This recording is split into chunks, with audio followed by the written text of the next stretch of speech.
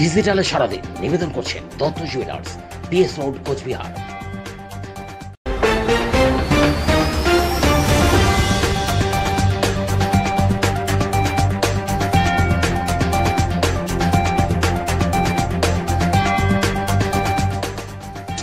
বেআইনিভাবে আধার কার্ড তৈরি চক্রের এক পান্ডাকে গ্রেপ্তার করল মালদা সাইবার ক্রাইম থানার পুলিশ। ধৃতের নাম সাদ্দাম হোসেন, বাড়ি মুর্শিদাবাদ জেলার জঙ্গিপুর মহকুমার রঘুনাথগঞ্জ থানার রহমানপুর গ্রামে। গতকাল রাতে মালদা শহরের রথবাড়ি মোড় থেকে তাকে গ্রেপ্তার করা হয়। 7 দিনের পুলিশি হেফাজতের আবেদন জানিয়ে আজ তাকে জেলা আদালতে পেশ করা হয়েছে। কোচবিহার বজরং দলের পক্ষ থেকে কোচবিহার রাজপথে বিক্ষোভ মিছিল প্রদর্শন করা হলো এদিন। বাংলাদেশ হিন্দুদের নিগ্রহের প্রতিবাদে এবং সাংবাদিক অর্ণব গোস্বামীর অ্যারেস্টের প্রতিবাদে এদিন এই বিক্ষোভ মিছিল করা হয় বজরং দলের পক্ষ থেকে। মঙ্গলবার বিশ্ব হিন্দু পরিষদের বজরং দলের পক্ষ থেকে মাথাভাঙা মহকুমা শাসকের কাছে স্মারকলিপি দিল। বজরং দলের পক্ষ থেকে বলা হয়েছে, বাংলাদেশের সংখ্যালঘু হিন্দুদের উপর নির্যাতন দিন দিন বেড়েই চলেছে। এই নৃশংস অত্যাচার বন্ধের দাবিতে মহকুমা শাসকের মাধ্যমে 4 দফা দাবিতে স্মারকলিপি প্রদান করেন। মঙ্গলবার সকালে ধানক্ষেত থেকে অজগর উদ্ধারকে কেন্দ্র করে চাঞ্চল্য ছড়ালো আসাম বাংলা সীমান্তে। প্রায় 7 ফুট দীর্ঘ এক অজগর সাপ উদ্ধারের চাঞ্চল্য সৃষ্টি হলো কোচবিহার জেলার আসাম বাংলা সীমান্তের কালডোবার এক ধানক্ষেত থেকে।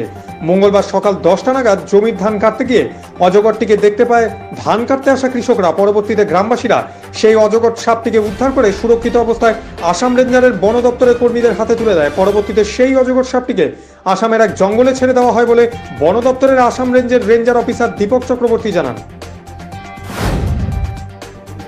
হাতি হানা দিয়ে নষ্ট করে দিল লাউয়ের ক্ষেত, ক্ষতিপূরণের দাবিতে বনকর্মীদের 1 ঘন্টা আটকে রাখলো গ্রামবাসীরা। ঘটনাটি ঘটেছে আলিপুরদুয়ার জেলার মাদারিঘাট মেঘনাথ শাহনগর এলাকায়। গতকাল গভীর রাতে জলদাপাড়া জাতীয় উদ্যান জঙ্গল থেকে বুনো হাতি এলাকায় প্রবেশ করে এলাকার বাসিন্দা চানু দাসের লাউ খেতে হানা দেয় হাতি এবং 1 বিঘা জমির লাউ ক্ষেত পুরোপুরি নষ্ট করে দেয়। এদিন সকালে ঘটনাস্থলে পরিদর্শনে আসে মাদারিঘাট রেঞ্জের বনকর্মীরা। এলাকার বাসিন্দারা প্রায় 1 ঘন্টা খানেক বনকর্মীদের আটকে রেখে বিক্ষোভ দেখায়। পরবর্তীতে ঘটনাস্থলে মাদারিঘাট রেঞ্জ অফিসার রমিজ রোজা পৌঁছে গ্রামবাসীদের সাথে কথা বলে পরিস্থিতি নিয়ন্ত্রণে আনে।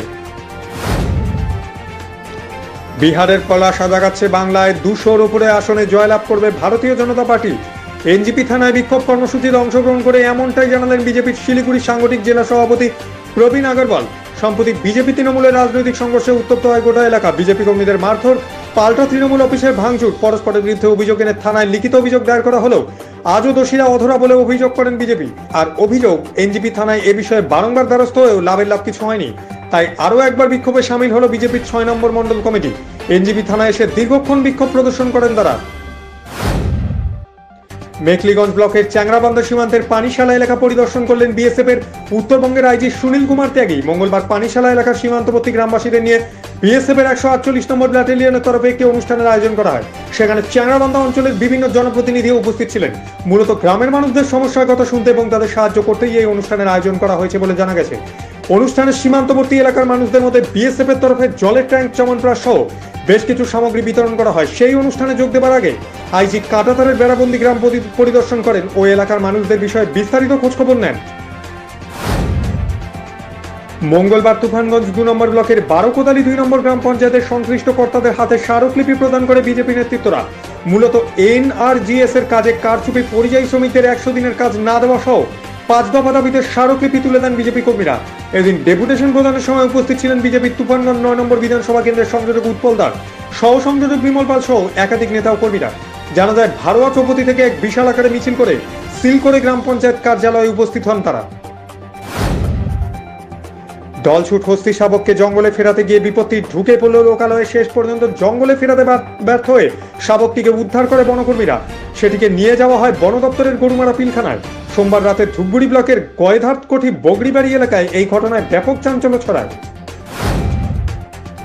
কালচিনিতে তৃণমূল কংগ্রেসের জেলা কোঅর্ডিনেটর অফিস উদ্বোধন হলো এদিন। কালচিনি 3 নম্বর চৌপথি এলাকায় তৃণমূল কংগ্রেসের জেলা কোঅর্ডিনেটরের নতুন অফিস উদ্বোধন হয়। এদিন উপস্থিত ছিলেন তৃণমূলের আলিপুরদুয়ার জেলা সভাপতি মৃদুল গোস্বামী, জেলা কোঅর্ডিনেটর পাশাংলামা সহ এলাকার তৃণমূল কংগ্রেস নেতা ও কর্মীরা।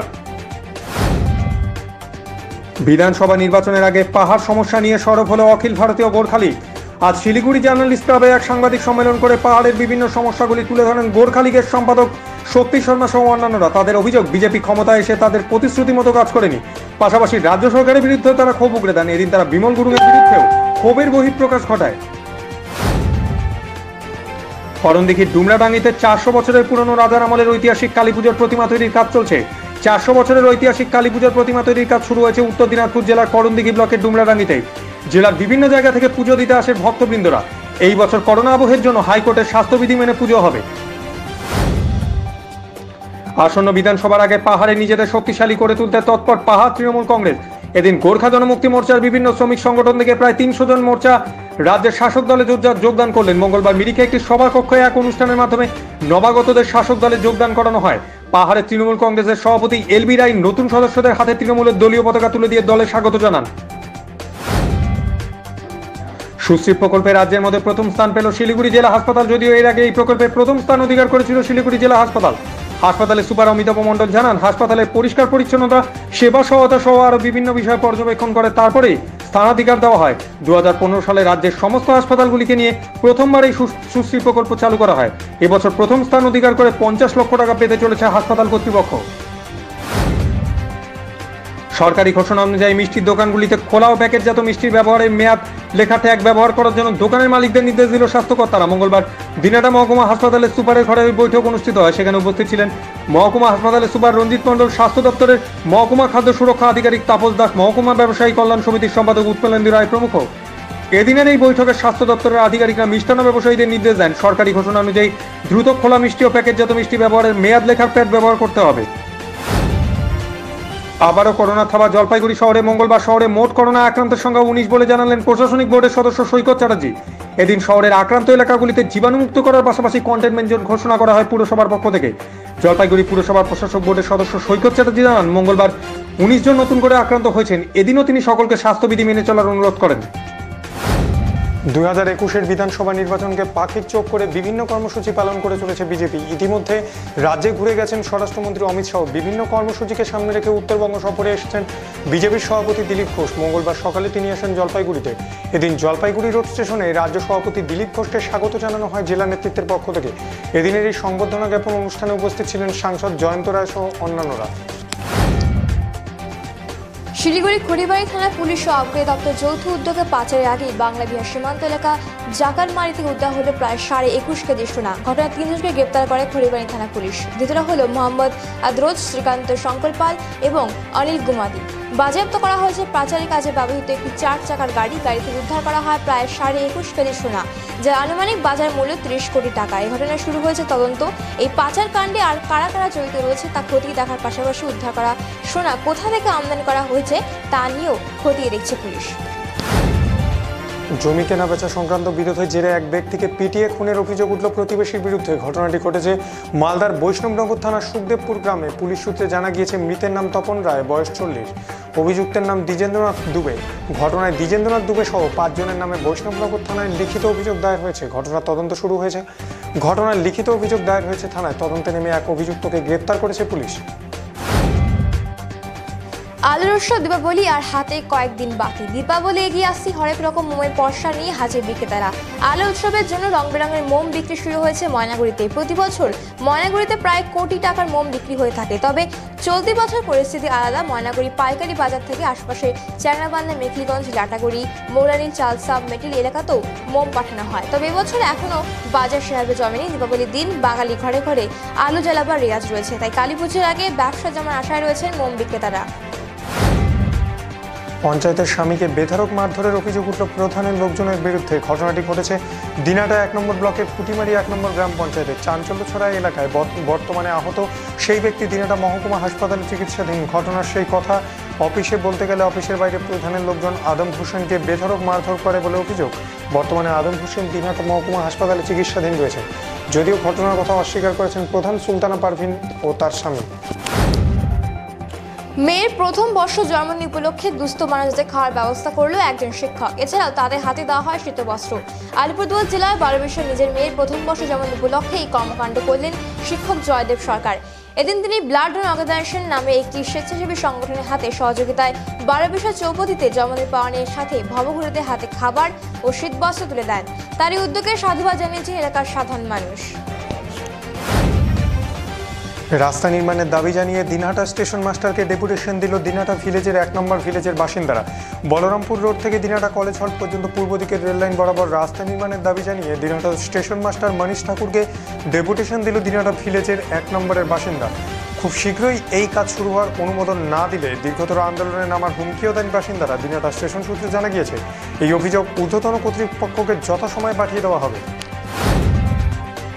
কোচবিহার বজরং দলের পক্ষ থেকে কোচবিহার রাজপথে বিক্ষোভ মিছিল প্রদর্শন করা হলো। এদিন বাংলাদেশি হিন্দুদের নিগ্রহের প্রতিবাদে এবং সাংবাদিক অর্ণব গোস্বামীর অ্যারেস্টের প্রতিবাদে এদিন বিক্ষোভ মিছিল করা হয় বজরং দলের পক্ষ থেকে। বাংলাদেশের সংখ্যালঘুদের উপর অত্যাচারে বন্ধের দাবি সহ অর্ণব গোস্বামীকে মুক্তির দাবিতে সরব হয়ে পথে নামল বিশ্ব হিন্দু পরিষদ। মঙ্গলবার শিলিগুড়ি প্রধান নগরে মহকুমা শাসকের দপ্তরের সামনে শেখ হাসিনার পুষ্পতল পুড়িয়ে বিক্ষোভ দেখিয়ে মহকুমা শাসককে স্মারকলিপি দিল বিশ্ব হিন্দু পরিষদ। তাদের দাবি অবিলম্বে অর্ণব গোস্বামীকে মুক্তি দিতে হবে। এছাড়া বাংলাদেশের সংখ্যালঘুদের উপর অত্যাচার বন্ধের জন্য কেন্দ্র রাজ্য সরকারের পদক্ষেপ গ্রহণ করতে হবে, তা না হলে এভাবেই আন্দোলন চলবে। প্রয়োজনে রাস্তায় নেমে আন্দোলন করবে বিশ্ব হিন্দু পরিষদ। হাসিমারা 10 নং এশিয়ান হাইওয়ে থেকে বীজ চা বাগান পর্যন্ত সড়ক নির্মাণের কাজ শুরু হলো মঙ্গলবার। আলিপুরদুয়ার জেলা পরিষদের পক্ষ থেকে 38,86,000 টাকা ব্যয়ে এই সড়কটি নির্মাণ করা হবে। এদিন সড়ক নির্মাণের কাজ আনুষ্ঠানিকভাবে শুরু হয়। উপস্থিত ছিলেন আলিপুরদুয়ার জেলা পরিষদের পূর্ত কর্মাধ্যক্ষ পদ্মা রায়, মালঙ্গি গ্রাম পঞ্চায়েতের প্রধান রুপি রজক, সাতালি গ্রাম পঞ্চায়েতের প্রধান মনোজ বড়ুয়া সহ এলাকার বিশিষ্টজনেরা। মঙ্গলবার মালদা জেলা শাসক এবং জেলা বিদ্যালয় পরিদর্শকের দপ্তরে বিক্ষোভ ও স্মারকলিপি জমা দিল ডিএলএড এর প্রশিক্ষিত চাকরি প্রার্থীরা। নিয়োগের দাবিতে মালদা জেলা শাসক ও জেলা বিদ্যালয় পরিদর্শকের দপ্তরে বিক্ষোভ ও স্মারকলিপি জমা দিল ডিএলএড প্রশিক্ষিত চাকরি প্রার্থীরা। তাদের অভিযোগ, বারবার বিভিন্ন জায়গায় দাবি জানানো সত্ত্বেও তাদের নিয়োগ করা হচ্ছে না, আর সে কারণে তারা এই বিক্ষোভ দেখাচ্ছে। বুড়িরহাট 1 নং গ্রাম পঞ্চায়েতের কুকুরকচুয়া এলাকায় নিয়ন্ত্রণ হারিয়ে ট্রাক পড়ল নয়নজলিতে। জানা যায়, একটি ট্রাক দ্রুতগতিতে দিনহাটা থেকে বলরামপুরের দিকে যাচ্ছিল। ঠিক সেই সময় নিয়ন্ত্রণ হারিয়ে বুড়িরহাটের কুকুরকচুয়া এলাকায় কালভার্টের নিচে পড়ে যায় ট্রাকটি। তৎক্ষণাৎ আশপাশের বাসিন্দারা সেখানে পৌঁছায়। এই ঘটনায় চাঞ্চল্য ছড়িয়েছে ওই এলাকায়। এই ঘটনায় গুরুতর আহত হয়েছেন ট্রাক ড্রাইভার ও 2 জন খালাসি। তাদের প্রাথমিক চিকিৎসা চলছে। দমকল কর্মীরা ট্রাক থেকে উদ্ধারের চেষ্টা চালাচ্ছে। ঘটনার তদন্ত করে দিয়েছে সাহেবগঞ্জ থানার পুলিশ। মঙ্গলবার 10 নভেম্বর গাজল ব্লকের অনাথ শঙ্কর সদন ভবনে তৃণমূল কংগ্রেসের কর্মী সভা। এদিন সর্বভারতীয় তৃণমূল কংগ্রেস সভানেত্রী শ্রীমতী মমতা বন্দ্যোপাধ্যায়ের নির্দেশে ও গাজল ব্লক তৃণমূল কংগ্রেসের ডাকে অনাথ শঙ্কর সদন ভবনে কর্মী সভা অনুষ্ঠিত হয়।